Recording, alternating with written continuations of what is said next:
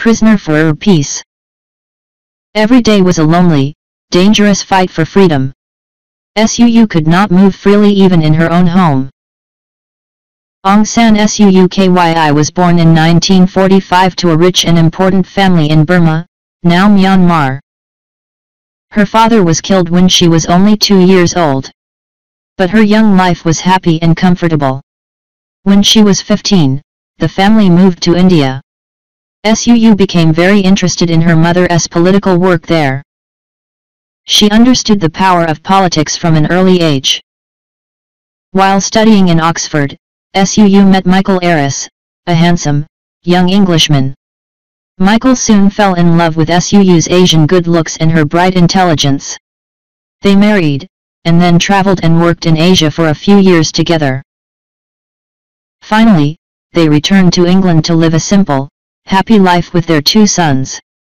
But SUU could not forget her history, her family, and her people in Burma. She understood now that her father was killed during his fight for Burma's freedom. During the 1970s and 1980s, too, there were many problems in Burmese politics. As she read the newspapers, SUU remembered her father's courage. In 1988 SUU visited her sick mother in Burma. It was a very difficult time for the country because the army wanted to form a new government. Many people were afraid of the future.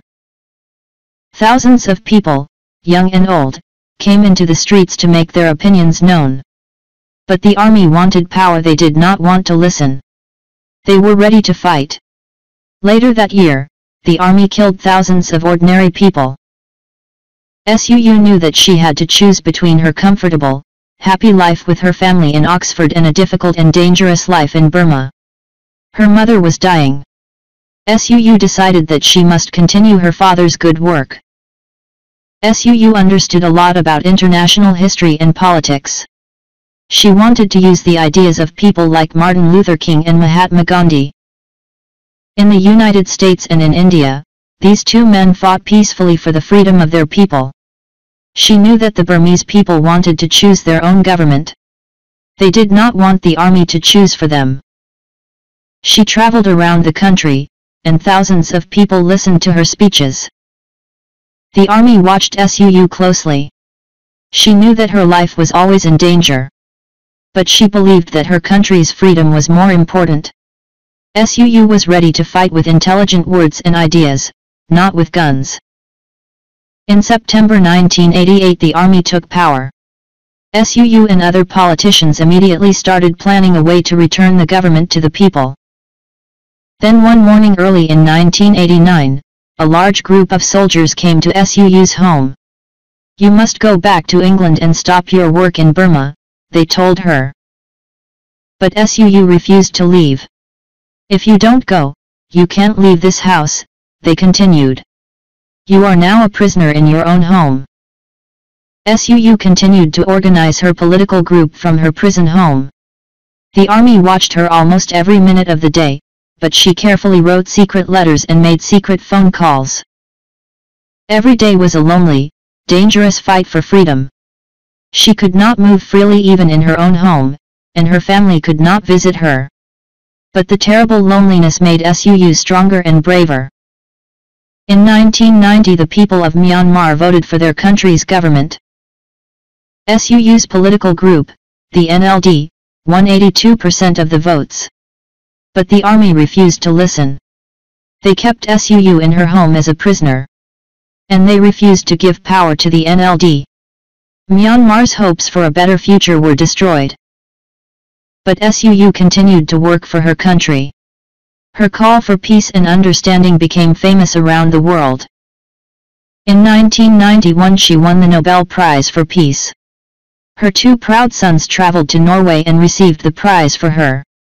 She did not see them until a year later, when she was finally given permission for visits from her family. But her life as a prisoner continued. Prison life made SUU stronger, the army thought. So they decided to let her go. In 1995 SUU finally left her house. She traveled around the country, calling for change. The army watched her very closely. Every new speech and every new trip was dangerous. But SUU did not lose her courage. Early in 1999, SUU's husband became very sick. Go and see him in England, the army suggested. But SUU did not trust them. If I go home, she thought, the government will tell me not to return. She knew that her husband loved her. She knew that he understood. When he died in March that year, her heart broke. Television, radio, and newspapers in Myanmar are not free. Reporters must always agree with the army's ideas. But SUU's speeches were full of different opinions. The army was nervous, and they asked her to stop traveling. She refused. In 2000, SUU became a prisoner of the army again. After her husband's death, she felt even lonelier than before.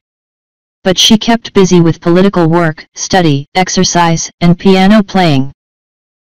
For more than 15 years, most of them as a prisoner, SUU has not stopped fighting.